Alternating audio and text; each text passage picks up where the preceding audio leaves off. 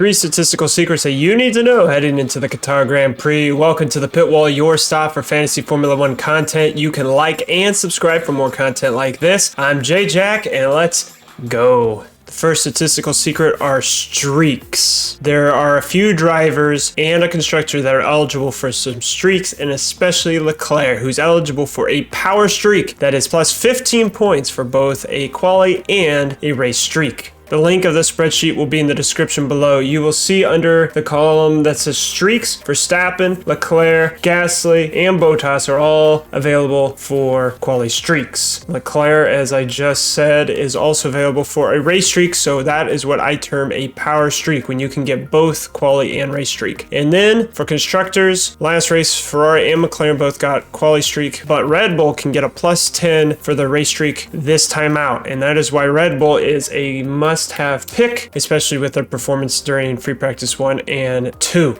Of the drivers that are available for a quali streak, Verstappen seems like a very good fit, along with Leclerc, even though it seems like he slipped from being in 7th during free practice 1 down to 13th in free practice 2. Watch free practice 3 to see if he's able to rebound and make sure he's able to finish the race in the top 10, but also if he can qualify in the top 10 to get that extra 5 points. And then Gasly, who's been on top form, he is a good one to have on your team. And then it has to come down to Bottas. Bottas will definitely get his plus 5 points for being in quali, but here's the problem. What is his price? Kicking back over the spreadsheet, you go over to the column called value, you'll see that Norris, despite some of his performance the last few weeks, has the highest points per million, 1.7, followed by Russell with a 1.5, Verstappen with a 1.5, Sainz with a 1.3. That's why his sentiment has been so high as of late, followed by Gasly, then Perez, then Leclerc. Notice Bottas, he's a 1.1. For every million spent, you get 1.1 points back, and his value is estimated 0, so you're getting what you pay for. The problem is when you compare him to someone like a Verstappen who's getting 1.5 points, or even a Perez that is getting 1.2 points. That is why it's hard to get Bottas on your team for the cost that he is giving, especially because he has been getting the pole positions last few races, but because the team is prioritizing Hamilton in the championship fight, he is inevitably losing places during the race,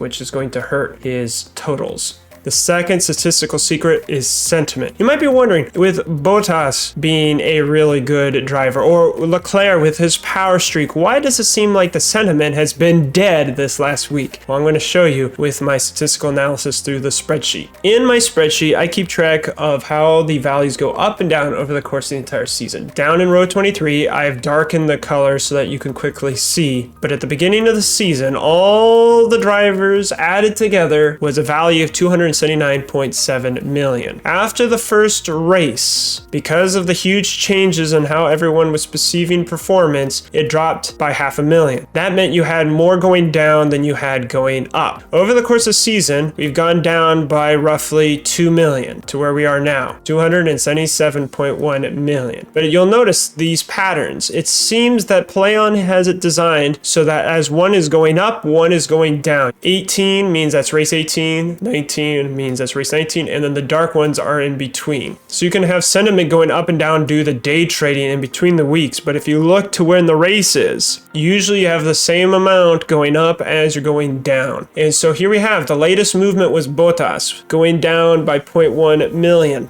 The theory that I have is why Leclerc has been hovering around negative and why Sainz has been hovering around positive is because there has not been enough movement to push them over the edge. And it would be very unlikely for Leclerc to drop down 0.1 million unless another driver is about to go up by 0.1 million, because like I said, Bottas has already been the one who went down. So the main takeaway is the difference between value and points pick. A value pick is someone you're picking up because of their perceived sentiment going up and down or increasing that cost cap gap. In this case, because Leclerc was 7th in free practice 1 and 13th in free practice 2, if he's able to get back into the top 10 in free practice 3, then that means he's going to be a good pickup for the race, which means that his perceived negative value will end up being a moot point because of his points pick potential. Now, if a lot of people start seeing that, then that could sway his sentiment from negative into positive. And that way you don't have to worry about him going down in value.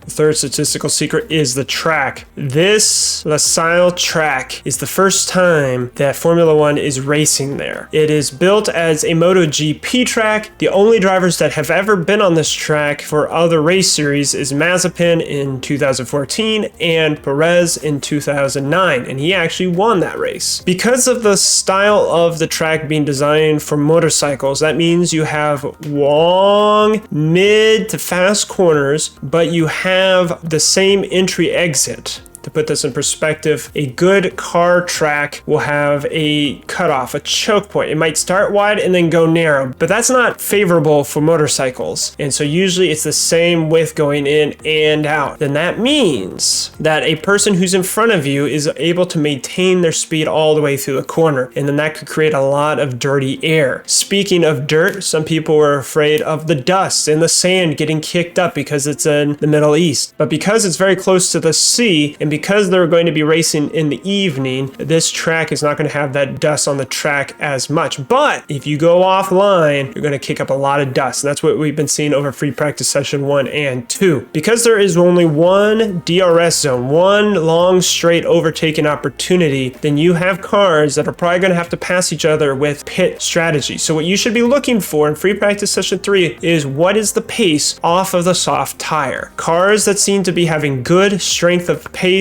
off of the Quali tire are going to be ones that are going to be able to undercut or overcut the other cars. This now goes to my dark horse for the race. Yuki Tsunoda has been very impressive in 5th for free practice 1 and 7th for free practice 2. You want to watch him for free practice 3. The question is, can he fit in your lineup? He's cheap enough, but some of these other drivers with their streak potential could be better, especially because Gasly, who has his Quali streak potential, but also being Yuki's teammate, means that Tsunoda isn't going to get those team-beating bonuses that someone like a Leclerc, a Verstappen, or Alonso might get depending on how they're outperforming their teammate during the race. It's now time for my picks. Here on the left is Team 1, in which I tried to do minimal trading throughout the week. Team 2 is my day trading team. Team 2 has a 109.8 million. Team 1 has a 107.2 million. What I'm happy about is that I have not seen Leclerc dip. Like I was talking earlier, I think his sentiment will hold unless he has a really bad free practice session 3.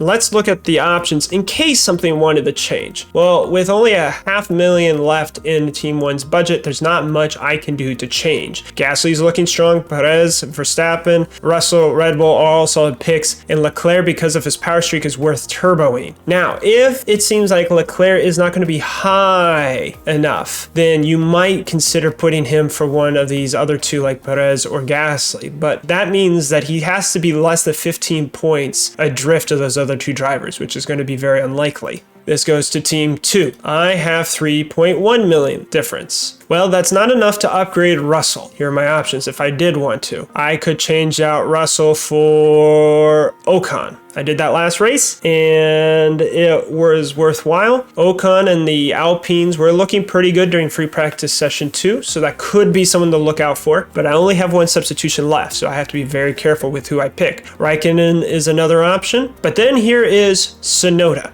If I think that Tsunoda is going to be in the top 10 and get better score than Russell, he could be an option to pick up. But that is something that you have to monitor for free practice session 3. I suppose the same thing could be said for Team 1, but let's double check. Russell to Tsunoda. Nope, like I said, because of the value difference, I cannot make that. So that is where having an extra value cost cap differential is so important for Team 2, because that gives me a better option for my 5th driver.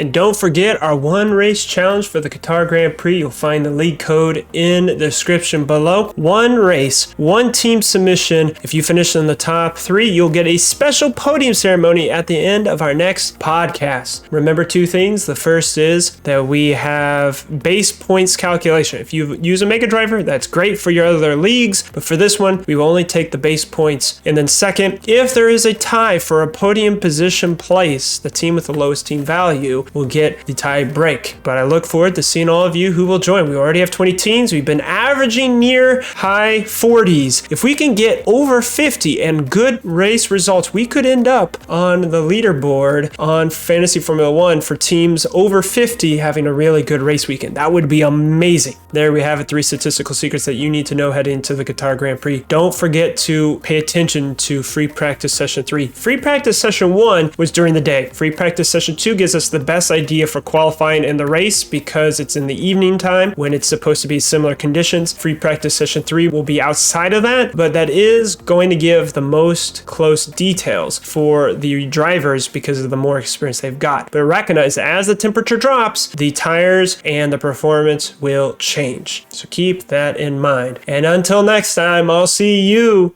on the pit wall.